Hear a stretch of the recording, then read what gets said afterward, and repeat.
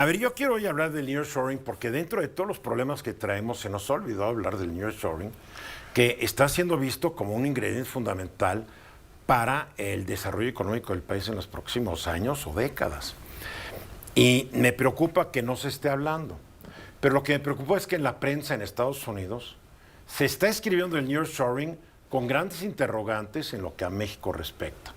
Lo vi en notas en Bloomberg, lo vi en Yahoo Finance, lo vi en el Wall Street Journal, un artículo hace unos días que decía, México se le fue el avión del nearshoring. Entonces, hay cosas que me preocupan.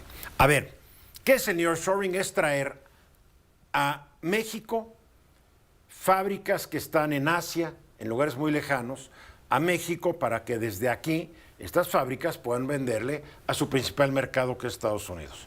Pueden ser fábricas de empresas estadounidenses, empresas chinas, empresas de donde sea.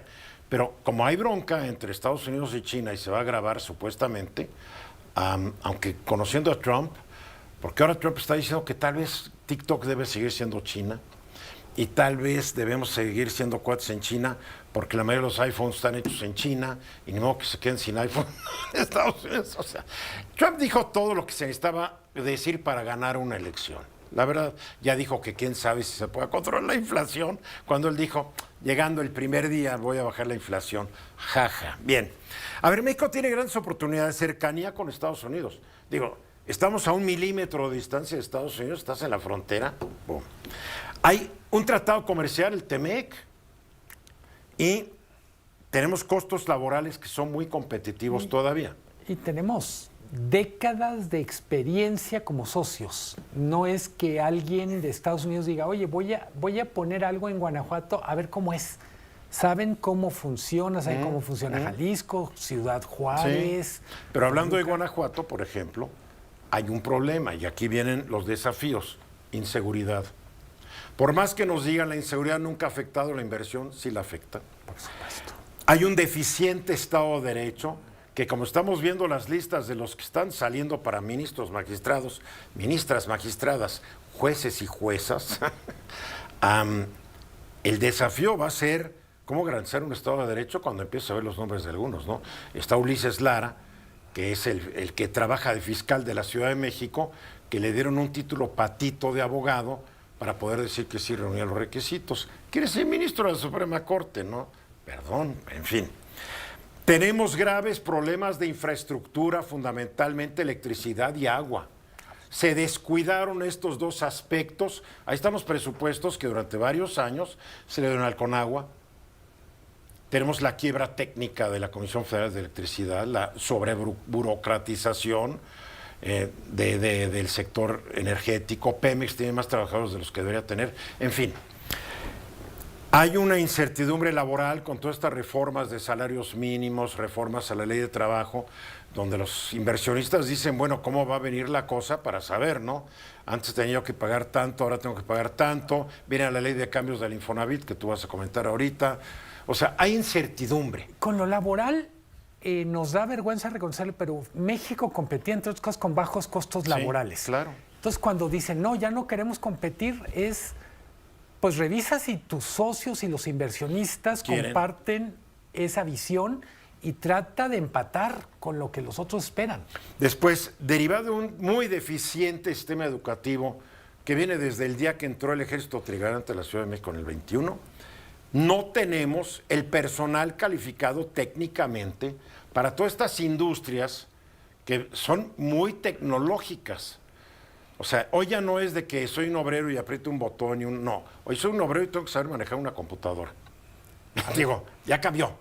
A ver, cambió hasta en el campo. Uno ve, si uno va a una unidad de estas que produce berries de exportación o chile serrano, etcétera. Tomates, macro.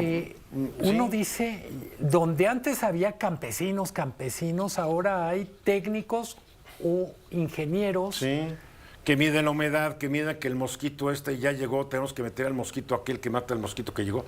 No, está complicado. Y además viene un gran reto, renegociar el TEMEC en 2026, que Trump... En México nos dicen, bueno, es que Trump, él fue el renegociador del TEMEC. Sí, pero Trump hace 4 años era un sujeto diferente al que es ahorita. Después, no está llegando la inversión extranjera directa que quisiéramos. Y hay que atraer mucha inversión extranjera directa porque no basta la inversión extranjera nacional para detonar nuestra economía. Pero el problema es que en los últimos años la mayor parte de la IED eran reinversiones, no era capital nuevo, porque tú quieres capital nuevo, eran reinversiones para mantener la planta productiva que tenían, etcétera. Y yo aquí tengo unos datos que sí te muestran cómo se ha ido cayendo la inversión extranjera directa a partir del 2019. O sea, sí tenemos buenos niveles, pero fue cayendo. Pero lo que más me sorprende es cómo se cayó la nueva inversión y cómo se cayó la inversión que eran inversión del capital de empresas ya establecidas que traían de fuera. Entonces, ahí está un reto. Y la infraestructura, falta infraestructura.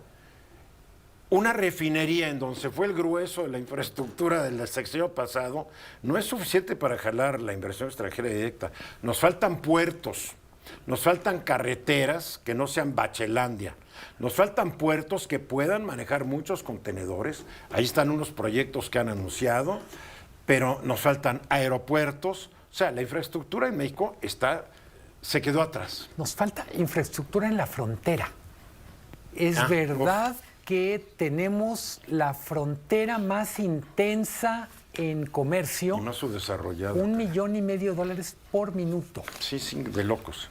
Pero tenemos una frontera, me refiero, creo que son 40 pasos fronterizos por donde pasa mercancía, que no han hecho la tarea en términos de inversión.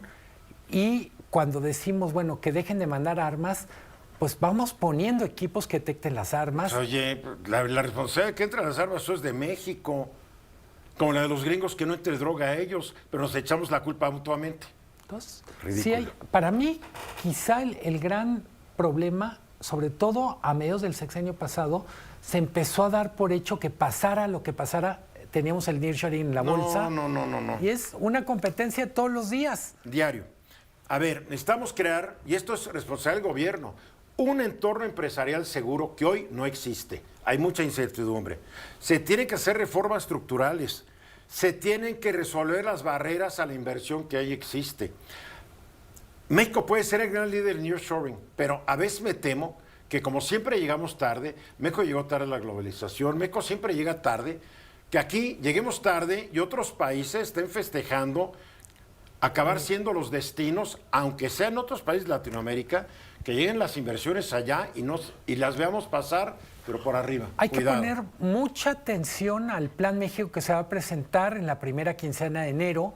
Es de alguna manera una especie de plan sexenal muy enfocado al entorno de negocios e infraestructura. Se quiere presentar antes de que Trump tome posesión, como para decir, esto es lo que tenemos, y lo toman o lo dejan. Y no olvidar que nuestros gobiernos son buenos para los dichos, pero a veces para llegar a los hechos no la dan. Es la triste historia de un país como México. Vamos a los mensajes.